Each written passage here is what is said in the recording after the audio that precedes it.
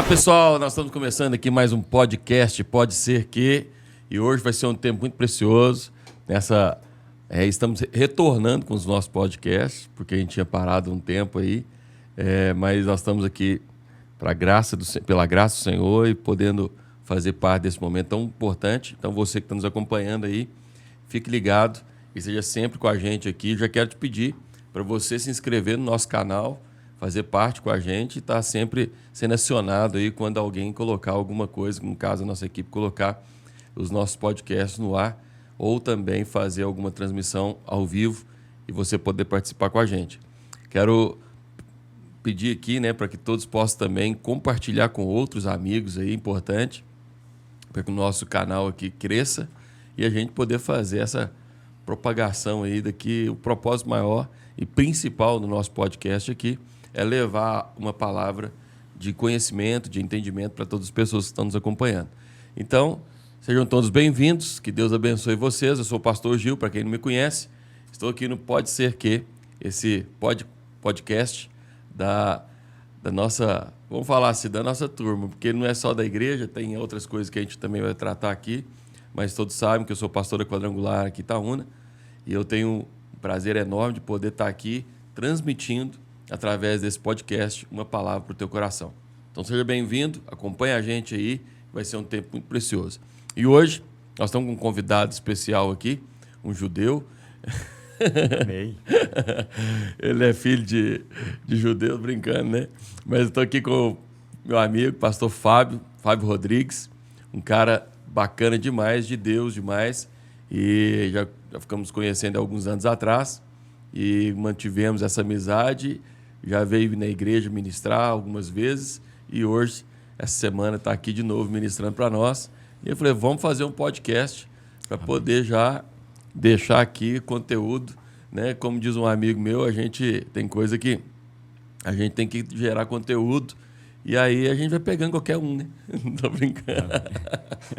Brincadeira. Amém. Na verdade, o pastor Fábio é um cara que a gente tem um carinho muito grande pela vida dele e a gente sabe que ele carrega. Quando a gente fala que a pessoa carrega, a gente sabe que o que Deus colocou e confia sobre a vida dele. E ele está aí para poder desenvolver esse momento com a gente. Pastor, seja bem-vindo. Que Deus abençoe a sua vida. E aí dá um alô pro pessoal aí, quiser falar para a câmera daqui ou quiser falar para mim mesmo, que aí a equipe vai transmitindo. Fique à vontade e a gente vai conversando aqui. Quero agradecer primeiramente a Deus, depois ao Senhor, o privilégio de estarmos aqui, né?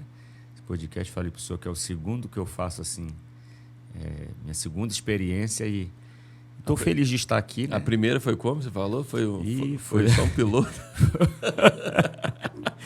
Foi só um piloto a primeira, eu digo, agora vai dar certo. E foi uma bênção, né? E é uma bênção estarmos aqui mais uma vez em Itaúna depois de quase 6 anos sem vir aqui, né? Sim. E aprove o Senhor, através da sua vida, de estarmos de volta. E estamos aqui derramando aquilo que Deus tem derramado nas nossas vidas aí durante esse período. Maravilha. Pastor, o nosso podcast aqui tem um propósito de compartilhar algumas ideias, mas também compartilhar testemunhos. E já trouxemos aqui pessoas da área da política, já trouxemos pessoas aqui fora do contexto também da igreja, vamos falar assim, né? Mas que tem conteúdo, o foco nosso é o conteúdo, né? Gerar conteúdos bons para a gente poder transmitir aqui para o nosso público e também pessoas que tenham algo, como o senhor disse aí agora, que carregam algo de Deus para poder transmitir para as pessoas que estão nos acompanhando.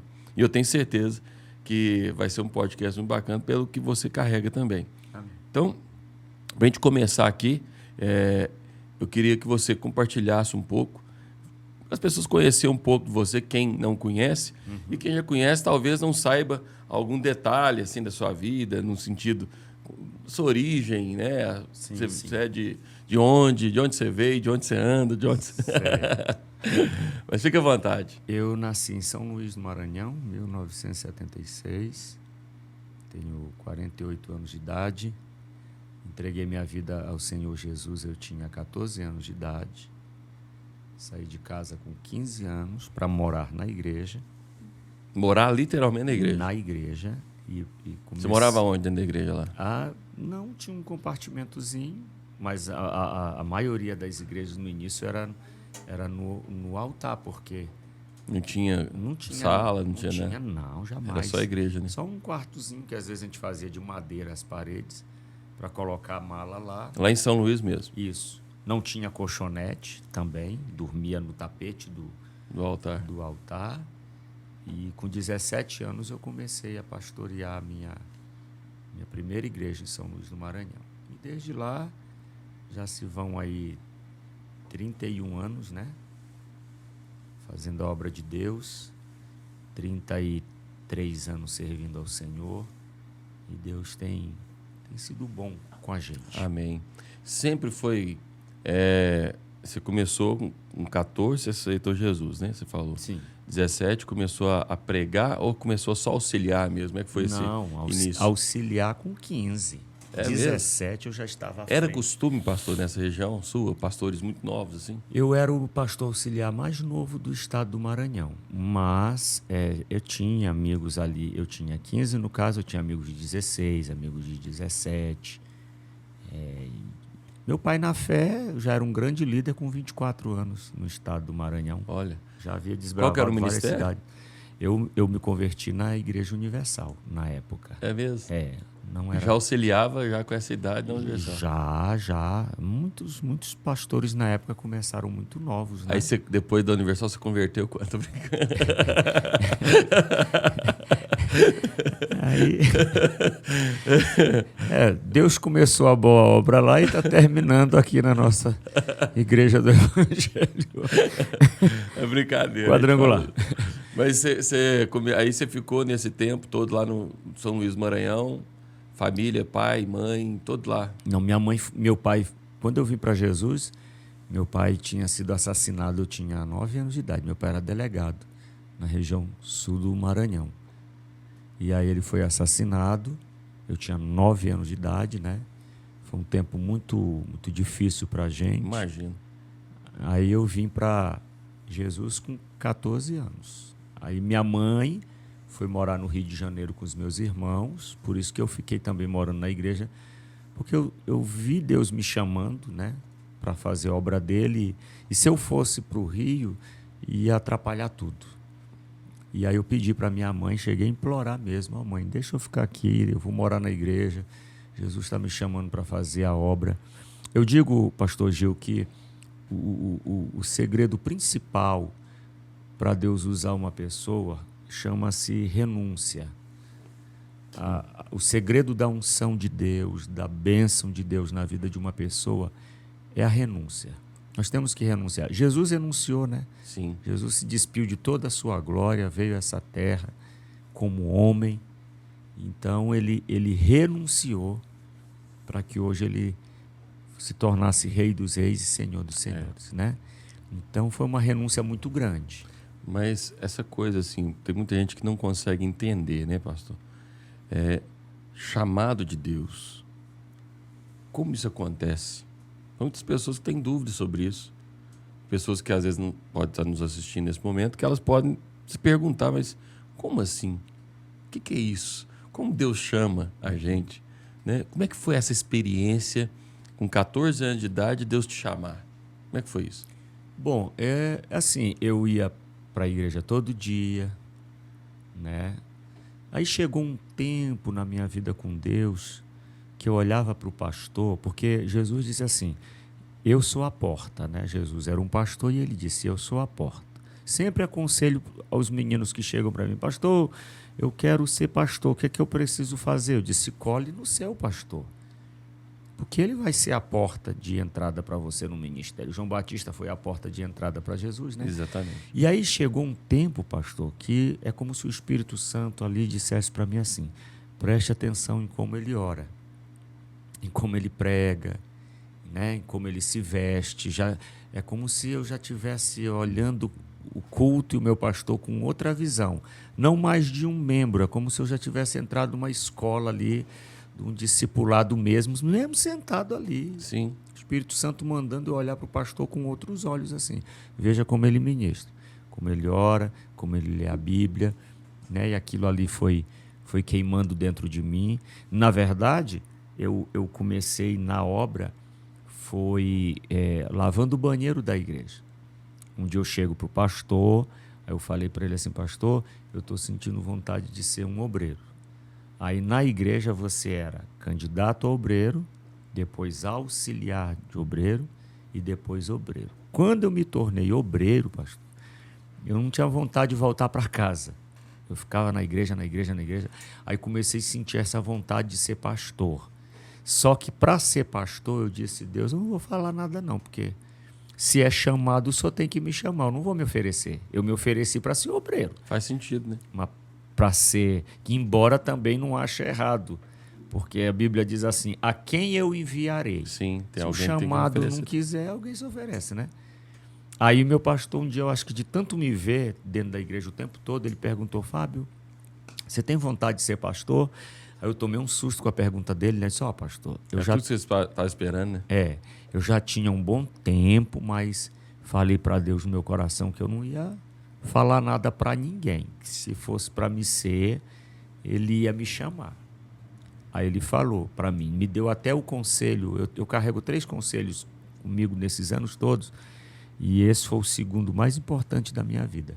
Ele disse assim: Deus vai te levantar como um pastor, mas quando você estiver fazendo a obra dele, estiver no ministério, ponha o coração no que você está fazendo. E ele disse assim: por quê? Porque colocar o coração, fazer a obra de Deus sem botar o coração, Fábio, é o mesmo que casar sem amor. Não vai dar certo. Então faça um culto com coração, pregue com coração, vá para a igreja com coração, põe o coração e deixa o resto que Deus vai fazer. Só para a gente envolver um pouco dentro disso, porque eu acho que você já tem aí uma caminhada grande, ministerial também, começou cedo, então você já viu muita coisa, né? Você já trilhou, até pelo fato assim de ter visto coisas, não no sentido só dentro da igreja, mas durante a sua vida toda ministerial. Porque uma realidade de São Luís, ela é totalmente diferente de uma realidade de Belo Horizonte, Sim. uma realidade, né, próxima de centros grandes. Sim, tal. sim. Não que São Luís seja pequeno, porque eu acredito que seja uma grande cidade, mas a gente sabe que existem algumas realidades em algumas partes da nação e que às vezes a gente fica olhando assim, hoje existe uma realidade na visão que as pessoas têm de um pastor. Até pelas mídias sociais hoje que mostram pastores, né, muito bacanas, né, com uma aparência muito legal, chamativos e tal, uma personalidade, influenciadores, literalmente. Mas na sua realidade não existe isso. No seu tempo não existia essa perspectiva que a gente está tendo hoje. As pessoas vendo um pastor de renome e tal, nossa, e tal, quero ser como aquele cara ali. Você visualizava além desse lado espiritual que você sentia, que você copiou ele, você falou assim, que via Sim, tudo ali. sim. Mas qual que era a visão do menino? Eu sou de uma geração, pastor, que quando a gente olhava para o nosso pastor, a gente não queria ter o que ele tinha. Meu Deus. A gente queria ser como ele era. A gente não queria saber se o pastor tinha casa, tinha carro, tinha fama. A gente queria aquela presença que eu posso lhe dizer. Assim, até hoje, eu estava semana passada com meu pai na fé. É um dos homens mais inteligentes que eu conheço. Na área de libertação, até hoje, nunca vi igual. Nunca vi. E, além dele, outros também que eu trabalhei, teve um que ele entrava na igreja, o ambiente mudava. Só dele entrar. O culto não tinha nem começado. E eu vi aquilo e disse: Deus, eu quero isso para mim. Eu quero ser assim. Por exemplo, o senhor lembra daquela época que a gente dizia assim: quem você gostaria de ser da Bíblia? Eu queria ser como Moisés. Eu queria ser, né, como Abraão. Eu queria ser como um Davi. Eu queria ser como um Jó. A gente queria ter a mansidão de um Moisés. A gente queria ter, né, a paciência de Jó. Hoje, parece que a geração de hoje quer os camelos que Jó tinha. Mais ou menos assim, o senhor está entendendo? Sim. Então, o que nos inspirava Era aquela presença de Deus, daqueles homens falarem, e a gente perceber que Deus estava ouvindo eles. Uma simples palavra, né? Acontecia algo extraordinário no ambiente. A gente queria isso, essa presença, meu Deus. Tinha dia que eu estava desanimado, mas meu pastor chegava, parece que eu enchia até a tampa assim. Sabe? Me inspirava. Bacana. Me inspirava. E quando a gente é inspirado por alguém, normalmente a inspiração nos leva a querer pagar o preço. Para ser igual. Igual. Porque tem um preço, né? Sim, sim. Tem uma história, tem um preço. E um dia eu até perguntei para um desses pastores: pastor, eu quero compartilhar uma coisa com o senhor. Eu falei para ele: pastor, quando o senhor entrar aqui, eu vejo que o ambiente da igreja muda na hora que o senhor entra. Qual é o segredo? Aí ele me disse: você já viu como eu começo o culto? Eu disse: já, pastor. Pois é, eu me ajoelho, coloco o rosto no pó, e era pó mesmo, porque a nossa realidade naquela época não tinha piso, pastor. As nossas igrejas, o bebedouro era um filtro de barro. A gente não tinha colchonete para dormir. Sim. E esse tapete deve que era um tapete assim, muito confortável. Meu Deus do céu. Aí ele botava o rosto dele lá no pó. Aí ele disse: Fábio, o segredo é você se humilhar. Acho que é por isso que tem alergia de poeira, então. Eu também, é verdade. Porque era muita. Muitas vezes eu escarrava assim, saía aquela coisa escura de tanta poeira, porque era a realidade da igreja. Você ajudou a construir a igreja, então? Assim. Não é porque escarrava e fazia os blocos de cimento. Era uma realidade, meu Deus do céu. A gente não, pronto. Teve dia que o meu jantar era o pão que sobrava da ceia e os 4 dedos de suco de uva, que quando não dava muita gente na Santa Ceia, eu digo: opa, que o jantar hoje vai ser bom. É verdade. Era realidades assim, entendeu? Mas ali era Deus nos forjando, Deus Sim. nos preparando. É aquilo que a Bíblia fala, né? Que essa leve momentânea, a Bíblia chama as tribulações de leve, mas a glória é pesada. E é eterna. É pesada. Essa leve momentânea tribulação gera em nós um peso de glória. Então, o que está doendo aí para você, a Bíblia diz que é leve comparando-se. Não estou dizendo que seja fácil. Sim, sim. Mas quando se compara com a glória que vai vir sobre a sua vida, isso aí é levinho. Passou esse tempo, pastor, depois você foi já pastorear ali, ou ficou auxiliando por um tempo? Você prosseguiu na Universal? Então eu vou falar tudo, é isso. Aí eu prossegui na Universal, tive um problema lá, fui acusado de uma coisa que eu não fiz. Eu lembro de você ter contado seu testemunho. Aqui, não foi? De um roubo. Aí saí da igreja, fiquei desviado por 1 ano e 2 meses. Foi morar numa casa que não tinha porta. Ali foi terrível. Aí fiquei 1 ano e 2 meses desviado. Volto para Jesus pela Igreja da Graça, que um amigo meu de oração da Universal saiu, foi para a Igreja da Graça, se tornou o 2º no estado. E aí Deus falou com ele foi atrás de mim.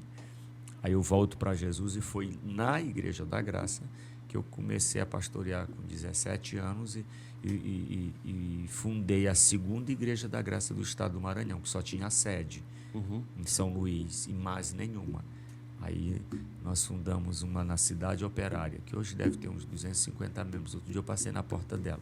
Depois fundaram a de Imperatriz, que foi a 3ª. Aí entra uma jovem naquela igreja, um cabelo enorme, uma roupa estranha, parecia uma pessoa que não saía de dentro de casa desde os anos 70. É muito... Aí ela entrou e disse assim: o que Deus tem para você, essa igreja aqui nunca vai aceitar. Então, sinto lhe dizer, mas Deus vai lhe tirar daqui. Eu fiquei revoltado com ela. Foi um lugar que te aceitou? Me aceitou, eu tinha uma gratidão, Deus estava me abençoando. Mas depois que ela disse que eu não ia ficar, pastor, até o que era para dar certo começou a dar errado. 30 dias depois daquela palavra, completado um mês.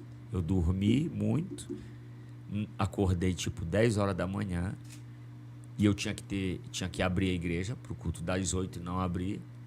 Uma senhora ligou para a sede dizendo: pastor Fábio não abriu a igreja hoje. E eu abri a igreja, não vinha ninguém de manhã. No dia que eu não abri, apareceu uma órfã lá que eu estava pregando hoje.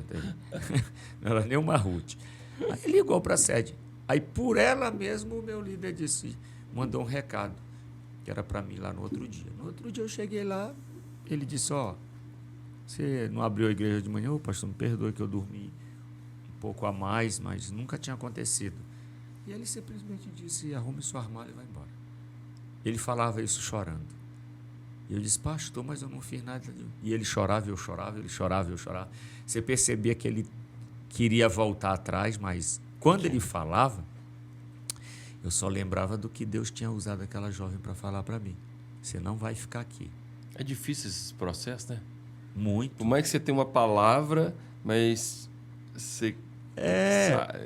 eu imagino que deve ter sido... Primeiro que eu não gostei da palavra, não aceitei a palavra, não queria. E você era novo ainda, né, cara? Novinho.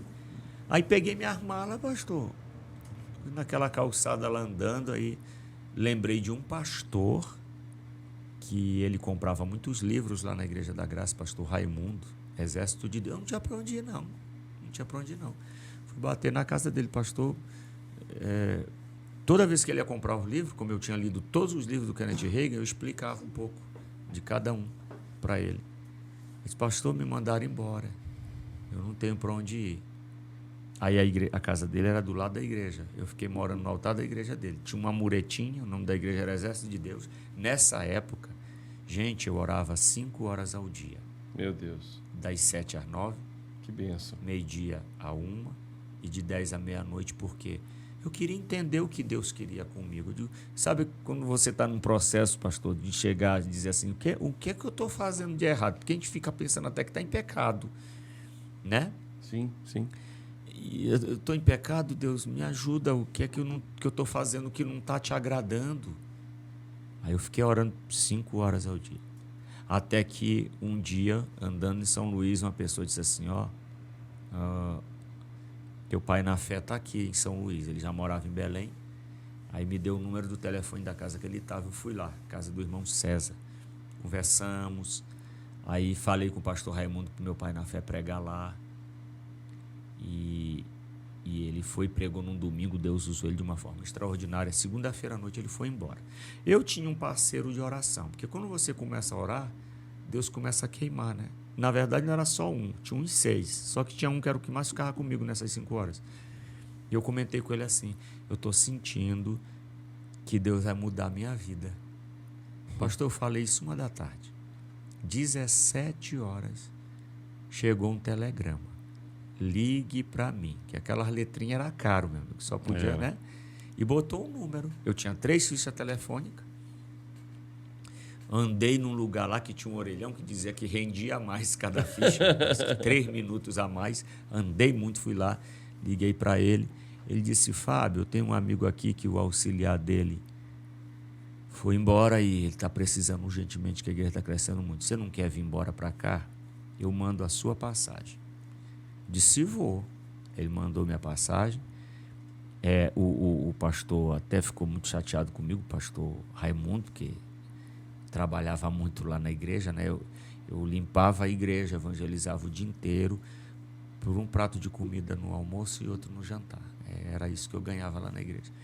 Aí ele não gostou quando eu disse para ele que eu estava indo embora, que o pastor tinha vindo pregar e, né? Viajei 12 horas com uma ficha telefônica das 3. Porque não me deram assim, dizer assim: então pega R$2, que não era real ainda. Foi 93. Toma aqui esse dinheiro para você tomar um café na estrada. Mas chegando ali, eu comecei a viver um novo tempo e uma nova história na minha vida. Morei no Pará aí por 22 anos. Né? Aí você saiu de São Luís e foi para o Pará? Fui com 17 anos de idade. Indo já, faltando um pouquinho para 18, né? Estava 1 mês e meio para me completar 18 anos. E aí, foi assim que começou esse mover de Deus, aí depois... Aí do Pará você já foi para Quadrangular, não? Foi, já cheguei no dia 1º de dezembro de 93 na Igreja Quadrangular. Que era esse pastor amigo seu? Isso, que meu pai na fé me indicou para um amigo. Aí fiquei... Quem que era, pastor? Valdenito Gomes, é superintendente... Das antigas. Ele é um grande superintendente lá perto de Belém. E aí fiquei morando na casa dele, morei 1 ano e 9 dias com ele. Aí fui auxiliar outro pastor, depois eu me tornei pastor titular, depois eu fui ser superintendente lá no Tocantins. Fiquei 9 meses como superintendente numa cidade chamada Araguaína, segunda cidade do estado. E aí Deus mandou eu largar tudo para fazer o que eu faço hoje. E você hoje, você denomina-se como um conferencista, um pregador itinerante?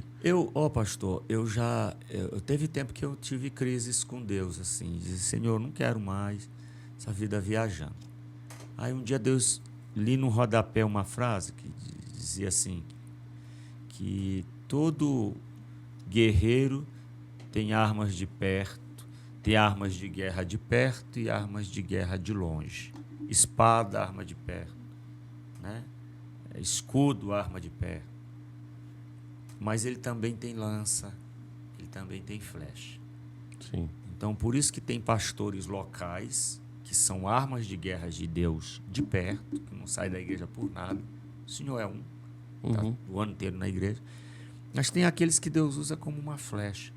São enviados. Tem um alvo que o Espírito Santo tem para aquela igreja, então, e a gente é enviado como uma flecha dele para ajudar aquela igreja a atingir esse alvo espiritual, esse novo, né? Uma nova estação, uma nova temporada, um novo nível. Sim, sim. Então eu me vejo hoje assim, sabe? Como um pastor conferencista, né? Que Deus leva aí para Fábio, abençoar alguns lugares. Deixa eu te colocar uma coisa que eu acho que é um pouco polêmico, mas é necessário, até pela percepção que você já tem hoje. A gente vê que existe um problema nessa questão de itinerante nas igrejas, né? E eu vejo assim que existem pessoas que elas querem ir porque acham que é uma oportunidade de simplesmente trabalhar ali e fazer alguma coisa. Qual que é a sua visão? Você sendo as dificuldades, eu sei que tem pastores que também nem honram a pessoa, né? A pessoa vive pela fé, de fato. Mas às vezes tem alguns que nem fazem menção daquilo que a pessoa vive e às vezes vai ali, não, você vai lá, faz tudo que você tem que fazer e vou ver aqui e te paga a passagem de volta. Não é. Mas qual que é a dificuldade maior que você vê dentro dessa área, podemos dizer assim, essa área ministerial de um itinerante hoje? Qual a maior dificuldade você vê hoje?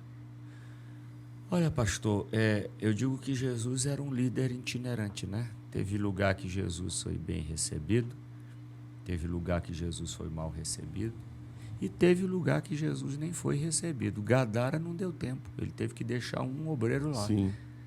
Né? Um novo convertido. Um novo convertido ainda. E só fica aí que quem vai pregar aqui é você. Então... Só o testemunho dele já vale a pena. Eu digo que... Eu costumo dizer... Eu já ouvi muita gente dizer assim, não, ser pastor itinerante é mais fácil. Todo ministério tem seu desafio. Sim. O mestre não é reconhecido. É muito difícil um mestre ser reconhecido no Brasil.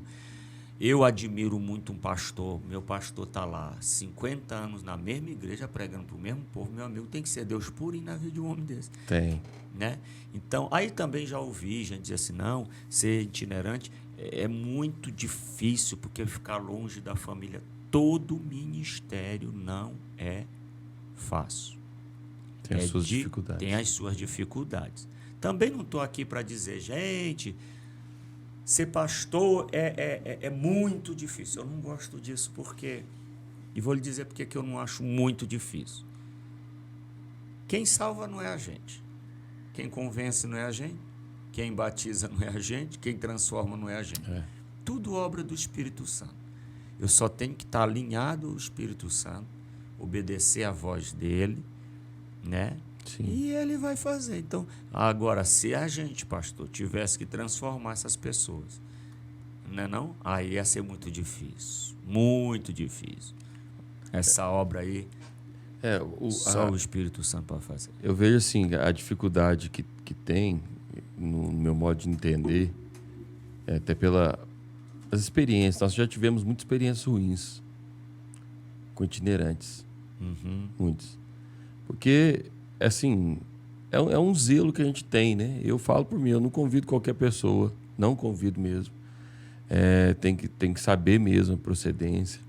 Então, pelo fato de toda uma realidade que você está trabalhando com uma igreja local, né? Uma igreja ali que você está, igual você falou, de 52 anos. Rapaz, é desafiador. Você sempre ter uma palavra ali nova para todo esse povo. É um desafio muito grande. Deus purinho. Mas é Deus quem nos capacita nisso. Exatamente. Mas eu vejo assim que existem algumas dificuldades também que às vezes as pessoas não honram, né, o ministério itinerante. Essa questão, não sei que o senhor queria falar. Eu conheço, eu vejo que tem algumas pessoas na itinerância que Deus nunca chamou para eles serem. Aí dá problema. Porque quando Deus lhe chama, pastor, Deus lhe dá estrutura. Sim. Deus lhe capacita. Entendeu? Eu já vi gente querer ser pastor que Deus não chamou para ser. Então tem muita gente que viaja aí, Deus nunca mandou viajar. Aí, meu amigo, é muito complicado. Sim. Aí vai dar problema, vai deixar problema. A gente ouve tanta coisa. Eu acho que esses dias eu comentava com o senhor, com alguém. Não, porque existem os falsos profetas. Gente, só existe falso profeta por causa dos verdadeiros. O diabo não copia o que não existe. Eu nunca vi nota falsa de R$3. A nota de 3 não existe. Então, se existir verdade, se tem amigo falso, é porque o diabo copiou de um amigo verdadeiro que Deus lhe deu. Estava lendo algo interessante sobre isso, que o grande, não sei se foi o FBI, que eles tinha um departamento que começou a combater falsificação de notas. E até um certo ponto eles estudavam as notas falsificadas. Só que aí eles foram estudando, aperfeiçoaram o negócio. Não convém estudar as notas falsas, convém estudar a verdadeira. E aí vamos esmiuçar mesmo totalmente como que se faz e como é a verdadeira, para a gente descobrir qual que é a falsa. Então, ou seja, você estuda mais aquilo que é verdade e o que é mentira, isso aqui é mentira. Porque eu sei que o tato é diferente do que é verdadeiro. E a grande verdade é essa, né? O ministério é assim. E eu falo pelo fato seguinte, eu aconselho a todos os pastores titulares, né, pastores de igreja, a ter pessoas com referência para estar aí nas suas igrejas. É importante, porque eu falo como pastor, né, de igreja também, a igreja precisa de pessoas para anexar a um propósito que Deus também deu para eles. Porque tem pastor que não leva ninguém. Talvez tenha algum problema e tudo, mas é super interessante de fazer coisas diferentes, conferências, seja semanas, faz atos. É muito importante isso. E isso, de uma certa forma, ajuda a gente a desenvolver e a trabalhar coisas que nós estamos fortalecendo. Por isso que tem os 5 ministérios que teve a peça ontem aqui, né? Sim, sim. Deus, já sabendo disso, realmente precisa gente de perto, gente de longe. Eu digo que itinerante, a gente traz a mesma comida, é a mesma Bíblia, é o mesmo Deus, só que um tempero um pouquinho diferente. Tem dia que o senhor diz assim, nós não vamos comer em casa, vamos ali no restaurante. Exatamente, mas é o mesmo arroz, é o mesmo tipo de arroz, é o mesmo tipo de feijão. Só um temperozinho diferente. Sim. E aquela movimentação diferente, né? Que você está em um lugar diferente, Isso. ambiente diferente. Eu vejo isso como algo importante. Mas, eu quero até deixar aqui, não chame qualquer pessoa. Sim, sim. Eu acho que tem que ter uma Claro, procedência. É do mesmo jeito que botar na sua casa, só não pode botar um estranho. Sim. Colocar uma pessoa no altar da igreja é como colocar um estranho. E eu não estou querendo dizer isso aqui como se eu estivesse falando algo indiretamente. Estou falando algo diretamente mesmo. Nós temos que ter zelo. É fato, um pastor, ele, para poder fazer o trabalho de ser reconhecido, é tempos, é anos, né? E aí você traz uma pessoa que você não tem uma referência boa, Você pode jogar tudo aquilo de anos por água abaixo ali em poucos dias ou uma mensagem só.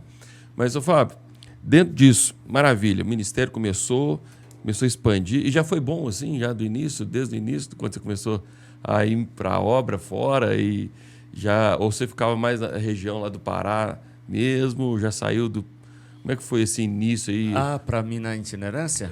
Pregar para os amigos, Rapaz, pregava nas cidades vizinhas. foi assim. Eu fui ser superintendente no Tocantins. Aí quebrou um carro de um superintendente lá, do Piauí.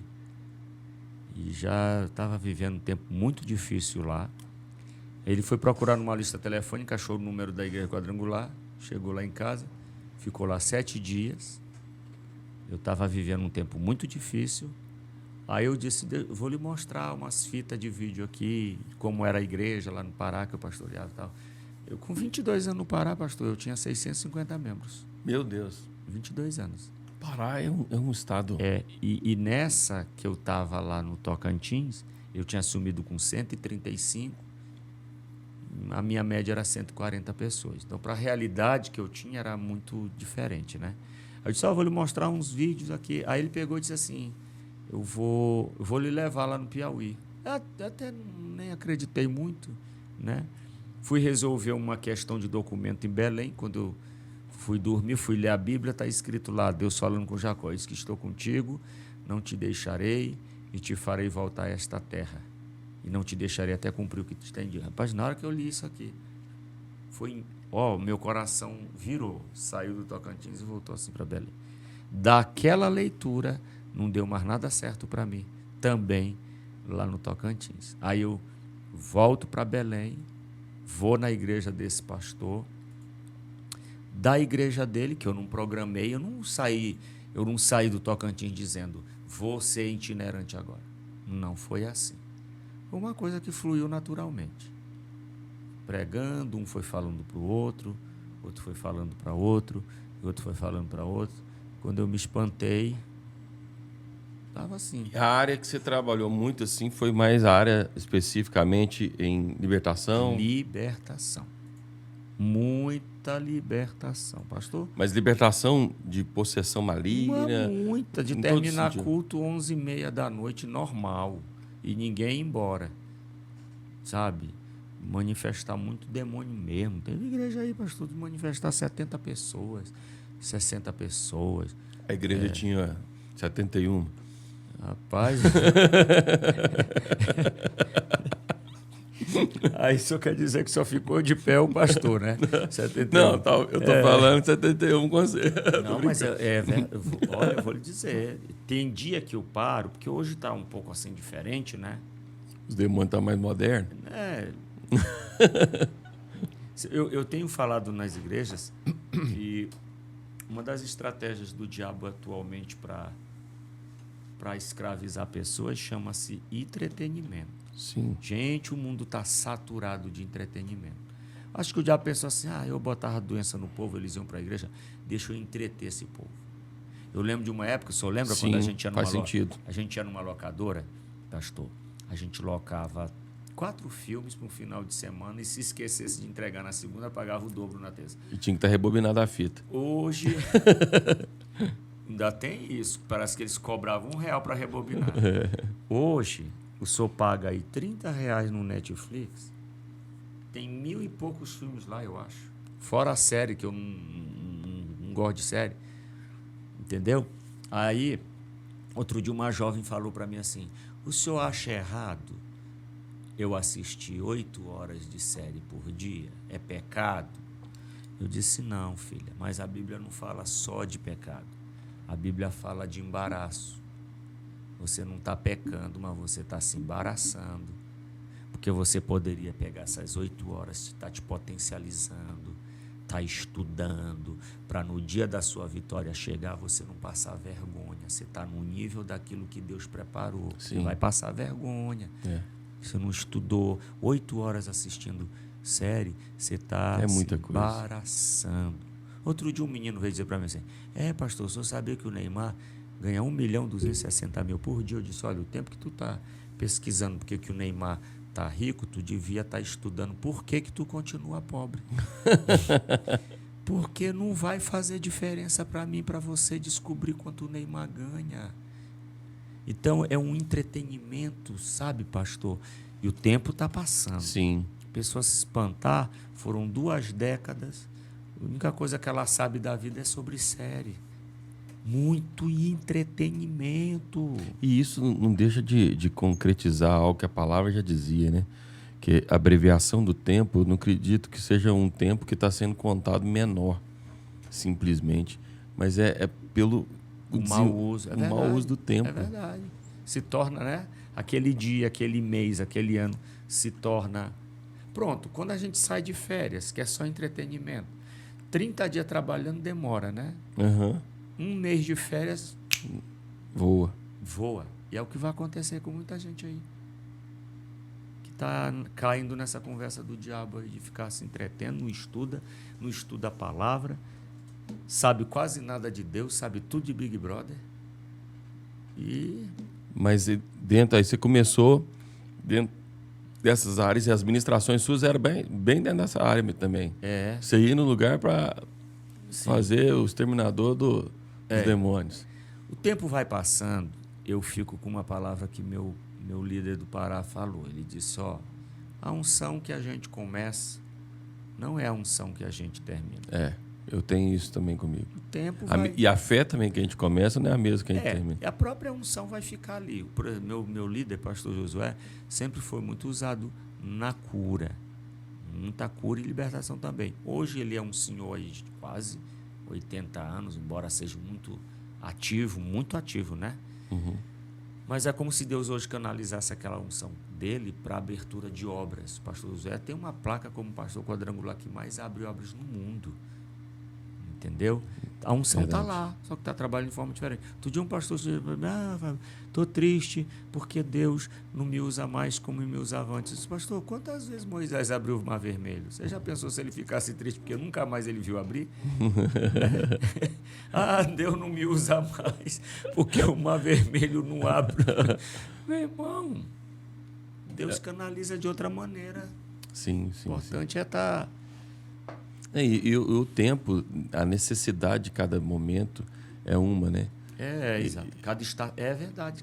E aí a realidade hoje, você falou agora, você tinha muito trabalho, né? Depois dos cultos, até 11 horas da noite, meia-noite, expulsando demônios. Não que eles não tenham, tá aí. Mas a questão é que era doença demais, né? Era vícios que as pessoas, assim, hoje a gente vê, até a mídia, ela bate em cima disso, né? Ela traz muito conceito sobre, por exemplo, cigarros, né? Que não tem propaganda mais sobre cigarro. A própria bebida tem uma limitação, tem que falar se beber não dirige, ou seja, mostrando que existe algum problema naquilo ali. E as pessoas mesmo assim não caem a ficha, né? Mas aquele tempo era assim, era muito comum da gente ver pessoas endemoniadas chegando na igreja mesmo. Eu falo porque eu também eu tô com 43, mas... E tem esse detalhe, né, pastor? O Brasil, tipo, nos anos 80... Eu me converti nos anos 90. Gente, hoje o Brasil é mais conquistado. Territórios foram conquistados. Certo? Então, e a tendência também é diminuir isso com tanto número de igreja. Não sei, por exemplo, eu já fui à igreja e fazer conferência. Gente, teve igreja que manifestou tanto demônio, que eu fiquei até com vergonha. Aí quando eu volto lá, o pessoal começa. Porque eu gostei mais da primeira campanha, que manifestou muito demônio. Bom, gente, se eu voltar toda vez aqui manifestar o mesmo demônio, tem alguma coisa errada. Tem alguma coisa errada. O certo é não manifestar mesmo. Sim. Sinal de que a obra de Deus foi feita, né? Sim. Como tinha que ser. E nesse tempo, pastor, de lá para cá, eu vi que assim, hoje eu vejo a sua ministração, você faz algumas coisas que Deus te direciona durante as ministrações ali, mas você é um cara que prega mais. Você traz mais uma libertação no conhecimento da palavra. Isso. E isso foi o tempo, você vê, uma necessidade de uma época não te privou e não pode te privar do que Deus está fazendo hoje, né?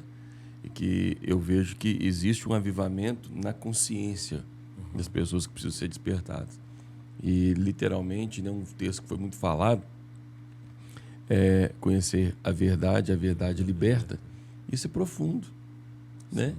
Uma palavra que se resume a isso no seu coração hoje. Tenta trazer ela para nós aqui, tipo assim, um texto, algo que possa gerar impacto para a nossa geração de hoje. Olha, deixa eu lhe falar alguns lugares como Deus faz comigo. Tem lugar que eu chego que Deus disse assim. Outro dia um pastor antigo, filho da fé meu, me levou na igreja dele. Não ia lá há anos. Só que ele chegou, quando ele anunciou, olha, o pastor Fábio está vindo aqui, um pastor de muita libertação, então, tal, vocês vão ver e tal. Aí eu preguei no primeiro dia, ele começou no segundo dia. Pastor, os irmãos estão frustrados, que eu anunciei o senhor como pastor de libertação, nananã, o senhor não orou, nananã. Aí eu orei no último dia. Manifestou muito demônio no último dia. Aí quando terminou, eu disse para ele assim, Cláudio, você sabe por que eu preguei 3 dias e só ministrei libertação no último dia? Não, pastor. Você já capinou lote no seco, assim, sem molhar a terra? É dolorido, meu amigo. Você passar uma enxada num quintal que você não molhou, primeiro que não vem um capim todo. Para vir, você vai ter o triplo de trabalho. Então, quando eu cheguei na tua igreja, Deus falou que o ambiente estava tão seco que eu tinha que molhar com a palavra primeiro. Para depois passar a enxada. Para arrancar o que tinha de ruim ali. Porque você está aqui 15 anos, não faz uma oração, aí você quer que... Alguém com 3 dias resolve o problema de 15 anos. No primeiro. E dá para resolver, mas bora molhar esse chão primeiro. Aí ele entendeu, né? Essa questão que o senhor fala do conhecereis a verdade, pastor, nos evangelhos está escrito lá assim, Jesus expulsava os demônios e curava os enfermos. Pela ordem bíblica não existe culto de cura e libertação, existe culto de libertação e cura. Por que Jesus expulsava os demônios primeiro para depois ministrar a cura? Eu fui pastor numa igreja que eu orava, a pessoa era curada. Na semana seguinte, a pessoa voltava de novo doente. Eu vi uma que chegou e dizia para mim, não, pastor, saiu desse braço e passou para esse. Eu fui falar com Deus, por que isso acontecia? Deus disse assim, porque você está mandando a causa embora, mas deixando o causador. E tem doença que não é física. Manda o inimigo que está causando a doença embora, porque quando eu tirar ele, a doença vai junto. Né? Aí está lá, e Jesus expulsava demônios, curava os enfermos. O que me deixa assustado é que esses textos nos evangelhos, Jesus estava em Israel. Aquela turma todinha era de Deus. Não era gente do mundo, era um povo teísta, povo que vivia no templo, vivia na sinagoga, uma mulher lá encurvada há anos. Jesus foi curar ela num sábado e disseram, olha, hoje não é culto de cura não, você não pode fazer isso aí hoje não. Jesus disse, como é que eu vou deixar uma filha de Abraão aprisionada por Satanás? Jesus nem disse que ela tinha uma doença, Jesus disse que tinha um demônio na coluna dela. Espírito de enfermidade. E filha de Abraão era uma cristã nos dias de hoje. Não existia essa expressão cristão para definir quem era de Deus ou não. Eles eram chamados de filhos de Abraão. Sim. Né? E estava todo mundo endemoniado. Aí Jesus falou, vocês precisam conhecer a verdade para que ela liberte vocês. Quer ver uma verdade que quase ninguém fala? Pastor, o que é que eu preciso para ser liberto? Se o Filho vos libertar. Quando a gente lê se o Filho vos libertar, gente, a Bíblia não está falando só de Jesus, não. A Bíblia está dizendo o seguinte, quer ser liberto? Quero. Encontre um filho. Só o Filho de Deus tem poder de libertar um ser humano na terra.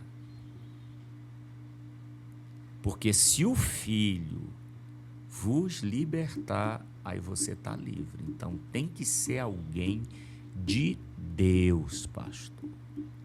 De Deus, de Deus.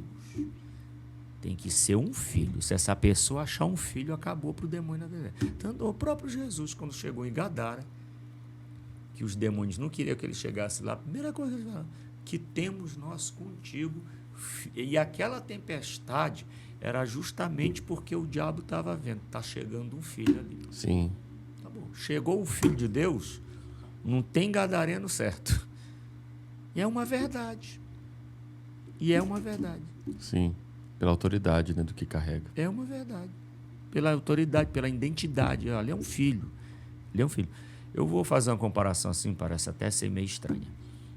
Tem um filme que eu assisti outro dia que o rapaz, eu acho que, não sei se era Hércules, eu sei que dizia no filme que ele era filho de Zeus. Meu, caiu uma pedra em cima dele, o cara não morria por causa da identidade dele, mano. Uhum. Ele nem precisava fazer nada. Primeiro que queriam matar ele por ele ser filho. Segundo, nada matava ele. Por causa da identidade dele. Então, quando você tem identidade de filho, você é liberto. Amém. A pessoa tem o poder de Deus para libertar quem parar na frente dele. Então, aquelas pessoas lá não tinham esse conhecimento. Então, um bocado de filho da luz vivendo em trevas, porque conhecimento na Bíblia é luz. Isso. E ignorância é trevas. E o diabo trabalha em cima da ignorância das pessoas. Então, as pessoas têm que ser libertas, pastor, e ser cheias do conhecimento para se manter libertas. Eu vou usar uma colocação que outro dia eu ouvi de uma pessoa, falando sobre vida financeira. Ele dizia o seguinte: não adianta você ganhar dinheiro, desculpa a expressão que eu vou usar para quem está nos assistindo, não adianta você ganhar dinheiro se você for burro, porque você vai perder tudo de novo. Não tem gente que foi pro garimpo e perdeu tudo? Uhum. Tem gente que ganhou na loteria, que a gente nem faz isso, mas em 3 anos ele tô. Por quê? Porque ele não tinha Consciência. a consciência e o conhecimento para lidar com aquilo tudo. Então, a pessoa, para ser liberta e se manter liberta, ela vai ter que ter conhecimento, senão o cão vai vir voltando 7 vezes pior para aprisioná-la de novo. E hoje, o problema hoje é que, eu acho que não é só de hoje, tem essa nossa geração aí que micro-ondas, né, que chega aqui na igreja, põe a coisa ali em cima do altar, aperta um botão de 1 minuto, né, e Já quer que o trem seja. não, tem gente Fast que já food. entra na igreja com aquele olhar assim, Deus usa ele para me revelar. Gente, Fast food. É comida rápida, né? é É o grande desafio que a gente tem que vencer e não cair nisso também, né, cara? Que é o principal, a gente... Porque, esse dia pra trás, um amigo mandou um vídeo, assim, uma foto. É alguém numa janela, ou vendo, tipo assim, como se fosse um bilhete para entrar dentro de um lugar. Aí escrito algumas coisas assim, renúncia, porta estreita e tal. Do outro lado, cura, milagre, maravilha, parará. E a fila cheia. Na outra não tinha ninguém. Aí falando de pecado e tal. Aí eu fiz a brinquedo, assim, graças a Deus, com toda a sinceridade do coração, sem modéstia, mas é verdade. A nossa igreja não tem disso, né, irmão? Brinquei assim ainda com ele. Porque nós temos falado sobre pecado. Nós temos pregado sobre renúncia. Nós temos vivido uma vida de oração. Porque é esse o sentido. Então, eu estou querendo dizer com isso o quê? Para a gente não poder se envolver naquilo que também o tempo dessa geração está tão envolvido, está tão acomodado. Eu sempre fazia 2 conferências quando eu era pastor. Uma de evangelismo e outra de edificação. Fazia aquela bem evangelística para trazer gente para Jesus. Terminou isso aqui, teve uma que a gente ganhou 70 pessoas para Jesus no último dia. Aí a próxima conferência que eu fazia, no mês seguinte, era como se fosse um discipulado. Bora edificar. Por quê? Pastor, as pessoas têm que entender que pior que um demônio, tem coisa pior do que o cão? Tem a legalidade que tu dá. Sim. Sim, legalidade. O diabo... Ele só se torna grande por causa disso. Tubarão no mar, é tubarão. Põe ele na beira da praia, vira sardinhas. Né? Então, temos que fechar essas brechas. Tá aqui, você está aqui na folha que o senhor falou aí. Cura, possibilidade. Mas para manter isso aqui depois que você recebe, é o outro lado aqui. Renúncia. É desse jeitinho aí. Porta Senão estreita. vai voltar para a fila de novo. Exatamente. No final ainda. Exatamente. É um ciclo vicioso. Exatamente. Que não muda. Pastor, para a gente fechar,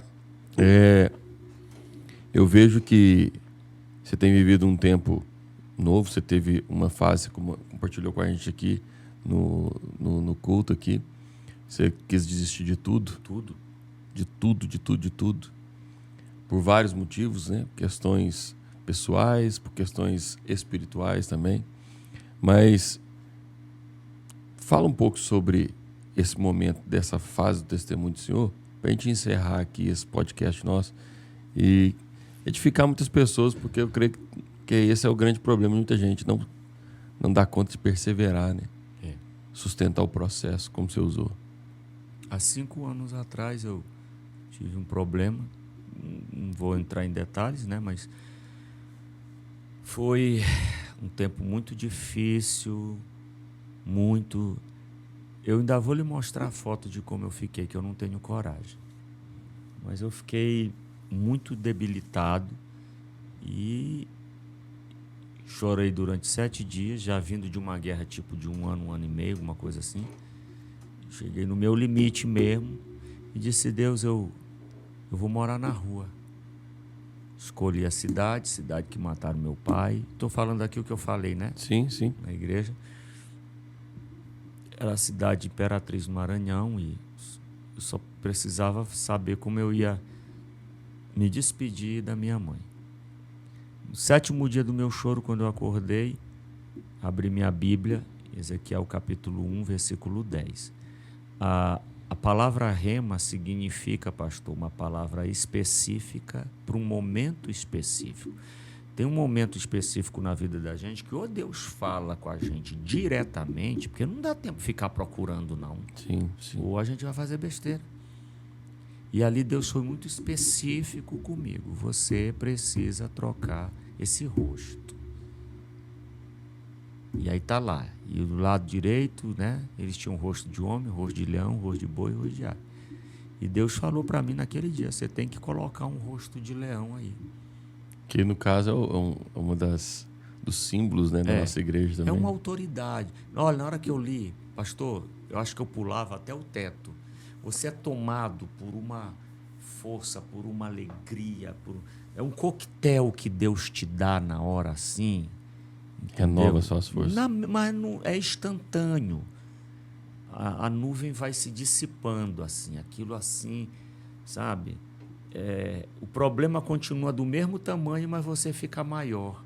Aí você entende que o problema não está no problema, que às vezes a gente potencializa demais o problema e não se potencializa.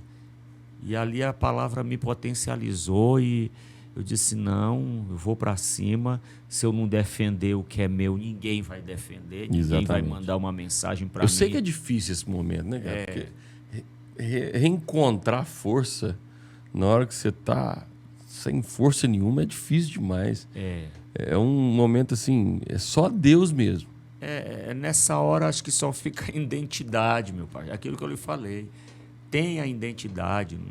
Pai não joga filho na lixeira. Não existe ex-pai, não existe ex-mãe. Pai sempre vai ser pai. Ex-filho. Não existe. E aí ali foi Deus, ali foi um pai falando com um filho mesmo. Glória a Deus. E dali eu me reergui e Deus mandou eu escrever. Outro dia eu fui fazer um jejum de 7 dias, Deus disse: vai visitar um meu servo. 1 mês depois, foi isso, Deus? Foi. Cheguei lá, o pastor estava lá, desabado assim.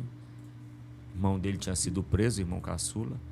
E ele estava com o rosto do leão na camisa. Aí Deus falou para mim assim: pregue para ele o que eu te dei naquele dia e diz para ele que eu não quero esse rosto de leão na camisa dele. Eu quero nele. Rapaz. Glória a Deus. Rapaz, pastor... O homem levantou. Primeiro que ele chorou muito lá no escritório. Depois ele levantou e disse: venha comigo. Me botou lá no altar. O homem subiu já rugindo. Os irmãos me procuraram depois, disseram: pastor, nós queremos lhe agradecer porque o nosso pastor estava tão desnorteado que fazia 30 dias que ele não falava coisa com coisa. De tão abalado que ele estava com essa prisão do irmão dele. Maravilha. Aí, do jeito que Deus fez comigo, Deus fez com ele naquele escritório lá. Glória a Deus. Foi um negócio assim, sabe? E eu penso assim, pastor Gil... E essa rema foi dada nesse momento que você estava em crise. Sim, já com passagem comprada para morar na rua, gente. Ei, pastor, se a gente der uma passeada ali em São Paulo, tem pastores ali na rua. Tem. Não precisa ser lá em São Paulo, não. Tem pastores no E dias para trás, o Isaac, que é da igreja aqui, estava compartilhando que ele estava na rua, um rapaz pediu ajuda. Eu fui pastor, vou te mostrar aqui. Estava assim, tava desnorteado por algo que tinha acontecido na vida dele e que abandonou. Sim. Eu tenho a certeza que tem. Eu não vou chamar de ex-pastor, não. Tá lá, continua sendo. Agora, pastor Fábio, vamos ser direto. A igreja, me responde essa pergunta. A igreja está preparada para poder levantar quem está caído? Preparada ela está. O problema é querer. É o botar o coração. Pastor, a gente perdeu tantos detalhes. O teatro de ontem aqui. Tantos detalhes. Só ter uma ideia. Outro dia eu fui fazer 36 visitas. Teve 2 que me marcaram. Uma, a senhora me espera na porta, disse: quero lhe pedir perdão. Eu vim aqui lhe receber na porta porque eu falei para minha família que o senhor se empolgou, que o senhor não ia visitar coisa nenhuma. Mas o senhor veio, me perdoe, porque eu estava falando lá dentro para eles. Mas a segunda me quebrou todinho. Eu entro na casa, a senhora chorando, o marido chorando, um filho de 16 anos chorando. Eu perguntei para eles: vocês estão com algum problema? Aí ela disse assim, se recompôs: não, pastor, a gente está chorando porque nós temos 22 anos no Evangelho e o senhor é o primeiro pastor que visita a nossa casa. Aquilo acabou comigo. Eu moro 3 anos na cidade de Americana. Me diga um dia que alguém da igreja foi lá em casa. Eu não tenho amigos em Americana. Nenhum. Se eu lhe disser que eu tenho um, eu nem termino a campanha mais, porque eu estaria mentindo. Não tenho nenhum. Então a igreja tem tudo o que precisa, mas a igreja não quer. As pessoas não querem. É aquilo que eu falei ontem aqui. Pastor, eu não sei como vai terminar os 2 últimos dias, mas se encerrasse ontem a conferência, para mim já valeria a pena ter vindo aqui, porque está faltando roots. É muita gente preocupada com seu aquário e em volta muita gente se afogando no oceano. Então a igreja está pronta, a igreja tem a palavra, tem um nome, tem um poder, mas a igreja não quer. Não quer. Tem um conceito que fala assim que a igreja é o único exército que mata os seus próprios soldados. Você concorda? Concordo. Difícil isso. E se brincava, Deus me perdoe o que eu estou falando, é capaz de nem soldado gerar mais. Então é isso que eu lamento, assim, sabe? O evangelho de hoje está muito diferente do evangelho passado. Tem uma coisa que eu tenho comigo, é que Jesus ele fala a parábola da ovelha perdida, da dracma perdida e do filho pródigo. Entendendo essas 3 parábolas, eu me deparo com uma coisa muito interessante. A ovelha, ela revela um nível de atitude, de maturidade. O filho pródigo, o outro, e a dracma também. Como assim?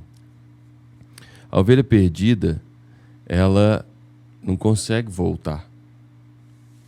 Ela não tem habilidade para voltar. Então o pastor tem que ir atrás dela. É uma maturidade infantil ainda, espiritualmente falando. O nome já está dizendo, ela está perdida. Perdida. Né?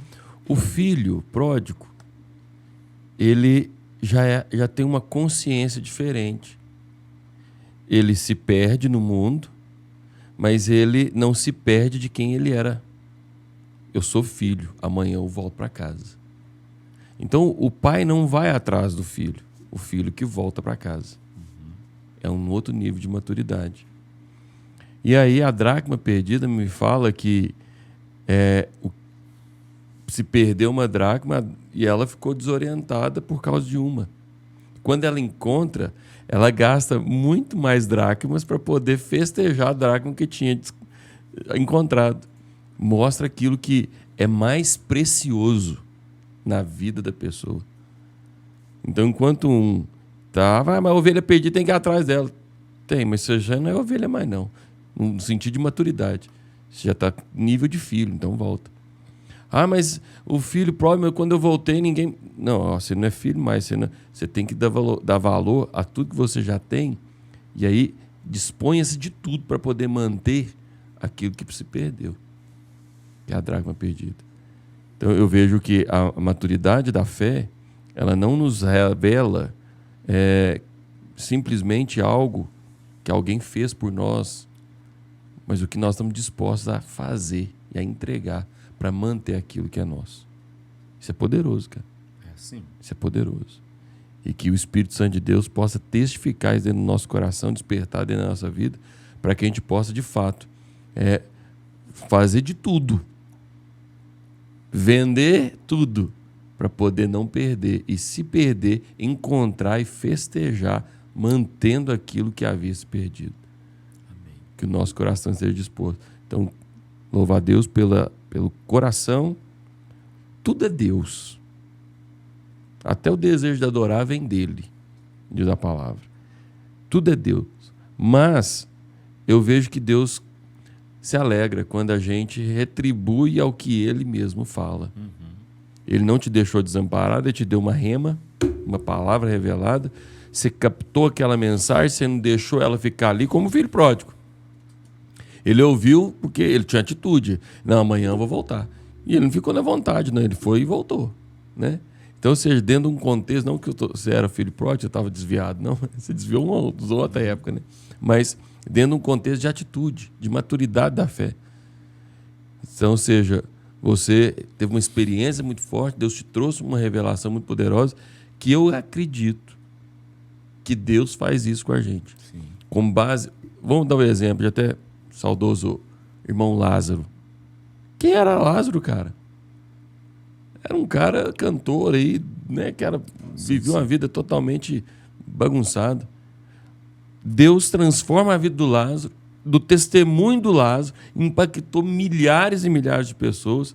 Deus levanta ele começa a desenvolver algo que Deus tinha dado para ele, de uma experiência que ele teve com Deus. Da mesma forma que o Espírito Santo de Deus, Fábio, te conceda a graça. Amém. Para que aquilo que ele te revelou seja uma revelação não só para poder tocar em alguns, mas tocar nessa nação, entendendo que essa revelação de Ezequiel 1:10, dos rostos, né, dos seres viventes, possam despertar dentro de nós essa autoridade, esse nível de comprometimento, para que a gente possa amadurecer e avançar em tudo aquilo que Deus nos deu. E que Deus te capacite nisso. Amém. Porque essa nação precisa, não só essa, mas outras nações também, precisam ser despertadas dentro dessa atmosfera do que Ezequiel teve, dessa visão que Ezequiel teve. Amém. E que os céus se abram. Em nome de Jesus. Por onde quer que você for. Amém, meu pastor. Deixa uma palavra aí, final, né? Pessoal que estiver acompanhando a gente. Bom, estamos vivendo aqui esses dias, né? Conferência Vivendo o Novo de Deus. E ali também Deus falou muito comigo, né? Apocalipse 21:5. E ao que estava sentado no trono disse: Eis que faço novas todas as coisas. E disse-me: escreve, porque essas palavras são verdadeiras e fiéis. Então, eu entendi Deus dizendo ali: Fábio, se eu estou dizendo que vou fazer algo novo, escreva o que eu estou falando, porque essas palavras são fiéis e verdadeiras. E essa é a palavra que eu deixo para os irmãos que estão participando desse podcast, que não acabou, que um capítulo ruim que eu estou aqui conversando com o senhor e estou sentindo que tem gente que está até se identificando com algumas situações que foram apresentadas aqui, e Deus quer dizer para você que tem capítulo novo. Amém. O livro de Jó, capítulo 1, foi maravilhoso, foi muito bom, né? Aí ele apanha lá 40 capítulos do cão, apanhando, faltava um para ele morrer. Aí Deus pega a caneta e escreve o melhor capítulo da história dele. Melhor do que o 1, capítulo 1. Exatamente. Então não acabou. Entregue a caneta na mão de Deus, deixa Deus reescrever a sua história e que a glória dessa segunda casa venha servir de amparo para a vida de outras pessoas. Amém, amém. Pessoal, estamos aqui encerrando o podcast. Pode ser que você é nosso convidado a estar sempre conosco, esteja divulgando aí, compartilhando, inscreva-se no canal nosso aí e também caminhe com a gente. Vamos caminhar junto porque é melhor 2 do que 1. Amém. Se estiver sozinho, você tem com quem você pode contar. Então, seja disposto a levantar alguém que você vê que Deus já liberou sobre ele algo. Seja disposta a poder acolher um profeta, um homem de Deus, uma mulher de Deus. Deus abençoe tua vida. A palavra de Deus, ela não pode simplesmente maquiar o nosso ego. Ela tem que confrontar o nosso coração e vai transformar não somente a nossa vida, mas também a vida de muitos outros. Deus abençoe tua vida tremendamente. Na paz, meu amigo. Amém, pastor. Deus abençoe. Obrigado. Amém. Tamo Obrigado, junto. eu agradeço também. Até mais. Quero agradecer a equipe aí, Cris, conduzindo a turma. Deus abençoe todos vocês.